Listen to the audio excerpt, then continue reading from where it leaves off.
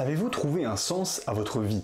Est-ce que vous savez pourquoi vous vivez? Est-ce que lorsque votre réveil sonne le matin, vous avez la moindre idée de pourquoi vous faites des études ou pourquoi vous allez tous les matins au travail après un long café qui fait office d'exutoire avant la longue période de labeur qui vous attend? Essayez d'y réfléchir lorsque vous aurez un petit moment à vous.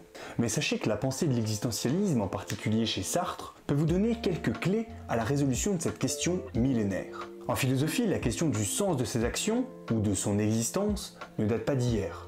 Et la thèse de Sartre vient balayer d'un revers de la main bon nombre de considérations antérieures sur la question du sens de la vie. En un mot, il soutient que l'existence précède l'essence. Autrement dit, c'est à travers nos actions que nous constituons un but, que nous trouvons le sens de notre propre vie. Jean-Paul Sartre, c'est lui. Mais au-delà d'être un homme extrêmement laid, il est connu justement pour ses prises de position philosophiques et politiques dans un contexte tout particulier, puisque son premier ouvrage philosophique, qui s'intitule L'être et le néant, est rédigé de sa plume durant la Seconde Guerre mondiale.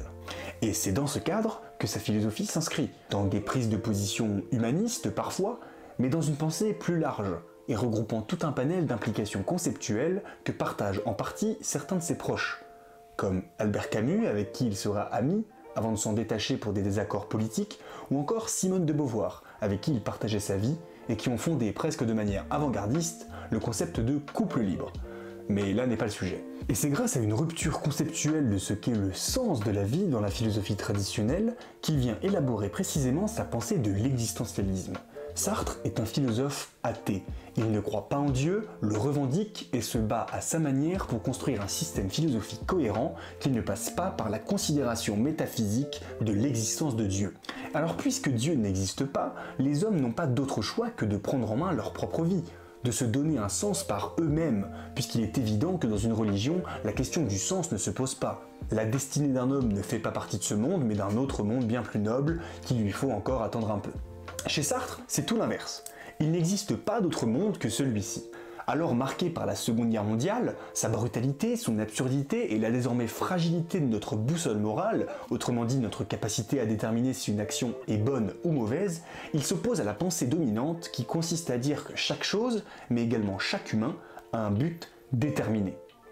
Le mot « essence » ne signifie donc rien d'autre que le but de l'existence, ou encore le sens de l'existence. Sartre n'est tout simplement pas d'accord pour dire que notre nature d'homme est vouée à se déployer dans le monde, à se manifester quoi qu'il advienne, comme si nous étions destinés à être gentils, bavards, charismatiques ou encore éboueurs ou président de la République. Cette phrase, qui résume donc la pensée de l'existentialisme sartrien, est volontairement très concise. L'existence précède l'essence. C'est dans son ouvrage L'existentialisme est un humanisme, sorti en 1946, qu'on trouve cette formulation simplifiée, puisque cet ouvrage s'est construit dans une démarche d'introduction à la pensée sartrienne pour le grand public. Mais alors d'accord, la phrase est courte, mais ça nous en dit pas beaucoup sur la manière de la comprendre. En réalité, l'explication est plus simple qu'il n'y paraît. Les êtres humains naissent d'abord sans but défini. Et c'est à nous, par notre liberté, de créer notre propre essence, notre propre but vital. Cela ne s'applique évidemment qu'aux humains et non plus aux objets. Prenons un exemple simple pour illustrer mon propos. Voici un stylo. Ce stylo a été pensé avant d'être créé. En d'autres termes, c'est parce que l'humanité a ressenti l'envie ou le besoin d'écrire que le stylo est né. On a d'abord eu l'idée du stylo. Ça serait pratique d'avoir un petit bâton qui pourra déposer de l'encre sur une feuille.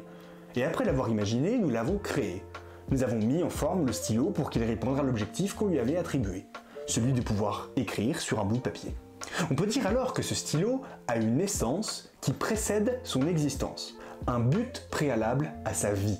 Mais pour les humains, c'est exactement l'inverse selon Sartre. Nous naissons d'abord sans n'avoir aucune idée de pourquoi nous sommes ici. Et notre but, eh bien, il vient après. Il se détermine par la suite par nos propres choix de vie. Alors, je sais ce que vous allez me dire.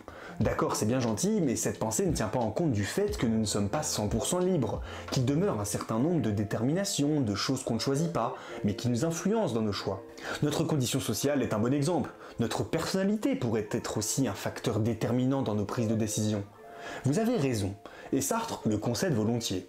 Il existe des déterminations, mais cela n'empêche pas notre liberté totale. Nous sommes influencés par beaucoup de facteurs, mais en dernière instance, c'est avec une liberté totale que nous agissons. Si la vie d'un enfant a été difficile, Il a été battu, humilié, il a subi de nombreux sévices. Est-ce que par hasard, s'il lui arrivait un jour de tomber dans les mêmes vices et de se mettre à frapper à son tour ses enfants, ce serait de sa faute? Selon Sartre, oui.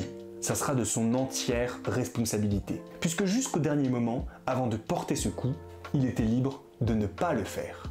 Alors, il est évident que cette conception de la liberté amène la question de la responsabilité face à ses actes. Et pour le philosophe, c'est en toute logique que nous avons une responsabilité totale de nos choix et de nos actions. Nous ne pouvons blâmer rien d'autre que nous-mêmes face à l'échec. C'est ce qui fait dire à Sartre, dans un exemple volontairement extrême, que le conducteur du train à destination des camps de concentration est aussi responsable que tous les autres maillons de la chaîne de la solution finale. Et si ce positionnement philosophique vous dérange, bon bah c'est normal, hein. C'est ce que Sartre appelle l'angoisse.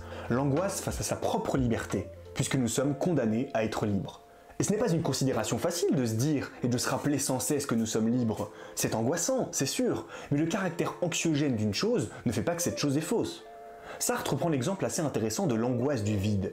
Pour lui, ce qui nous fait peur lorsque nous sommes sur le bord d'une falaise, ce n'est pas le vide en lui-même, ce n'est pas vraiment la peur de tomber, puisque nous ressentons cette angoisse même dans des situations où il n'y a aucun risque. Non, cette angoisse, elle vient de notre liberté elle-même, du fait qu'il est tout à fait en notre pouvoir de sauter de cette falaise. C'est parce qu'on est libre de sauter qu'on angoisse du vide, parce qu'on sait que si l'on veut vraiment passer à l'acte, nous pouvons le faire. Notre liberté, ressentie au plus profond de nous-mêmes, nous met mal à l'aise, elle nous terrifie. Et si vous pensez que tout ça est faux, c'est que vous êtes de mauvaise foi. Alors c'est pas moi qui le dis ça, c'est Sartre lui-même. En fait, tous les stratagèmes que nous mettons en place pour nous persuader qu'il existe des choses et des choix qui ne sont pas soumis à notre liberté totale, le fait de dire que c'est la société qui nous a rendus comme ça, ou le fait de dire « bah c'est pas ma faute, c'est comme ça que je fonctionne », tout ça relève de la mauvaise foi, c'est-à-dire d'un refus de voir le caractère absolu de notre liberté. Alors voilà, maintenant vous connaissez en substance la pensée de l'existentialisme chez Sartre. Effectivement, ce positionnement philosophique peut paraître quelque peu déroutant de prime abord, ou au moins assez rude. Mais peut-être que ce qui vous dérange, au fond, c'est l'idée de ne pas être déterminé par quelque chose. Il n'y a pas de destin, il n'y a pas de guide. Et parfois, savoir qu'on ne choisit pas tout ce qu'on fait peut nous rassurer sur notre condition. Non, je ne suis pas un imbécile, je n'ai juste pas eu la chance d'être né dans une famille qui mettait la culture au premier plan. Non, je suis pas méchant, je suis juste colérique et c'est dans ma personnalité. Alors la philosophie de Sartre, eh bien, elle vient nous dire que tout compte fait, ce que tu fais de l'entièreté de ta vie, c'est ton choix. Toutes tes excuses, tes justifications, bah c'est du pipeau, parce que tu aurais très bien pu faire autrement, mais tu ne l'as pas fait par volonté, parce que c'était trop contraignant ou trop difficile. Mais en tout cas, tu ne l'as pas fait. Alors si cette liberté totale existe, es-tu seulement prêt à l'assumer entièrement ?